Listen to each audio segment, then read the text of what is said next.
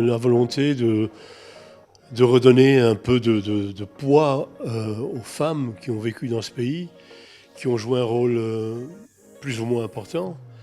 Et il me semble qu'à une époque, les femmes avaient plus de liberté qu'aujourd'hui dans certains pays. Je parle d'une poétesse, entre autres, qui a vécu en Andalousie, Hafsa.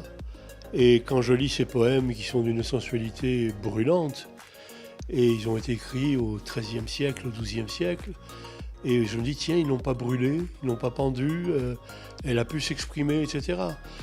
Donc j'ai l'impression, j'ai voulu rendre hommage à ces femmes, et en règle générale, aux femmes arabo-musulmanes, pour pas les revaloriser, elles n'ont pas besoin de ça, mais pour les remettre dans la lumière.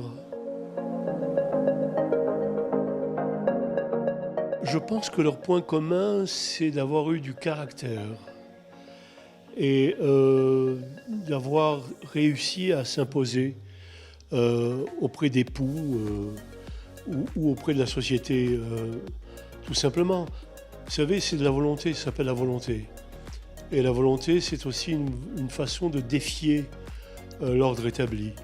Et je pense que ces femmes avaient ce potentiel, quand je cite par exemple Saïd al-Hawra, qui était une femme pirate. Imaginez une femme pirate à cette époque, donc qui commande à des hommes, et qui, lorsque le sultan lui demande sa main, elle lui dit « Tu te déplaces jusqu'à Tétouan et tu viens me demander ma main, moi je ne me déplacerai pas chez toi. » Entre la légende et la réalité, comme la réalité est très faible, très fragile, j'ai opté pour la légende. Donc voilà, c'était avant tout une volonté de faire rêver et pas une volonté de faire un livre d'histoire ennuyeux en général.